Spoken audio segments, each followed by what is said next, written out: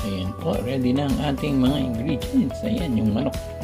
Hindi ko naman nilagay yung legs tsaka yung wings ng manok. Yun lang parting breast at tsaka yung back niya.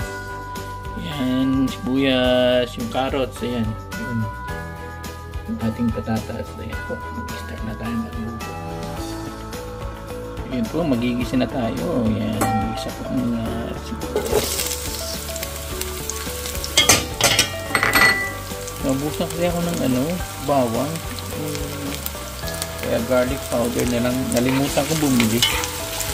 So garlic powder na lang gagamitin natin. Igisa lang natin itong sibuyas kasi halo natin. Igisa rin natin yung manok. Para pagkatapos nun, lalagyan na natin ng tubig. Hintayin natin kumulok. Saka natin lalagay na yung susunod na patatas, carrot, tsaka yung macaroni.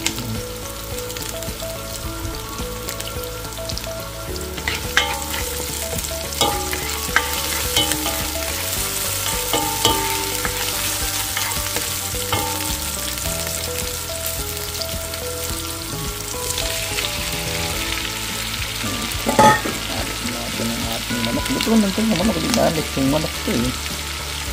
So, malambot na yan. At yan, after that, lalagyan na lang natin yan ng tubig.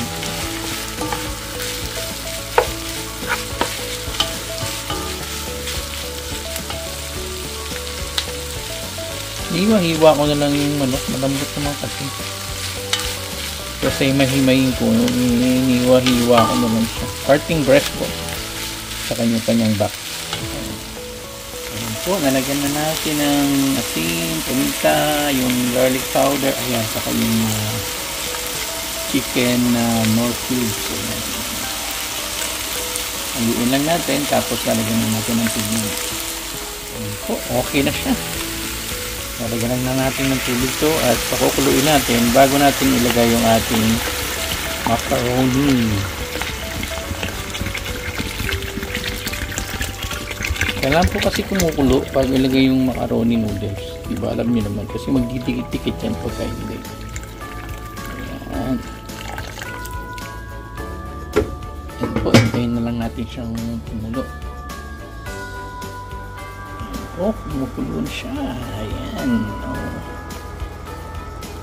Pwede na natin ilagay yung ating mga iba pang sangkap. Macaroni, yung carrots, at yung patatas. Sabay-sabay na lang natin kasi para sabay-sabay silang maluto.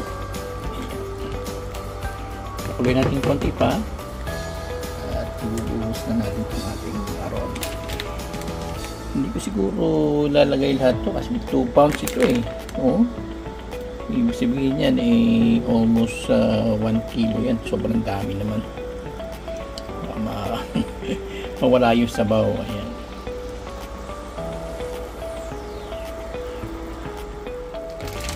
Ayan. Simula na natin ihulog ang ating macaroni.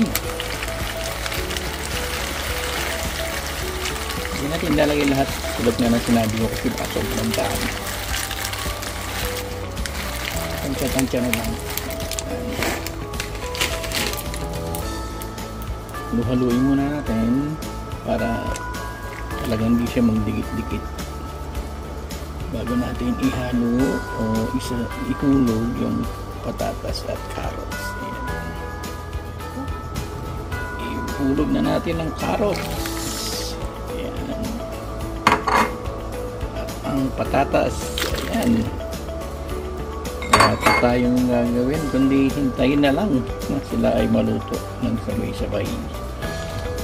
At bago natin siyempre tapusin ang pagluluto, kailangan may ilagay natin tong ating evaporated milk.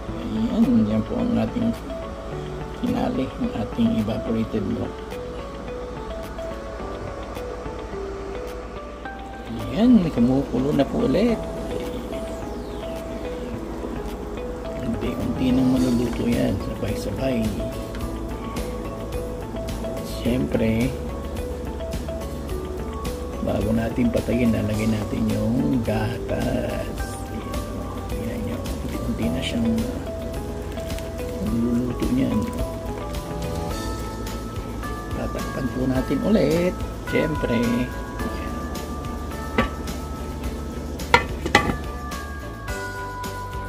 Ayan, luto na po ang ating patatas, ang carrots at ang macaroni. Ayan. Nakikita niya may buto, kaya pinagay ko pampalasa lang. Mamaya na lang natin tatanggalin. Kasi nakakadagdag din ang lasa yan, yung buto. Diba? At dahil luto na, siyempre, lalagay na natin tong ating evaporated milk. Ayan, pinali ko yan, pinali. Ayan.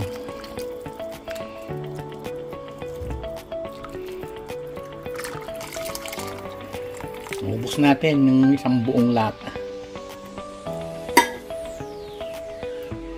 Ayan. Hihintayin na lang natin ulit kumulo yan. At luto na po ang ating sopas chicken noodle soup.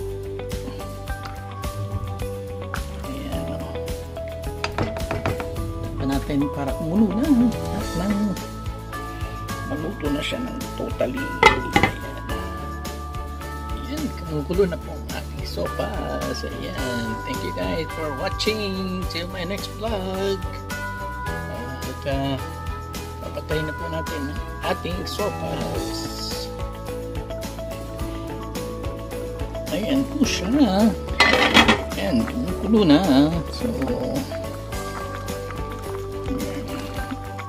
po, luto na.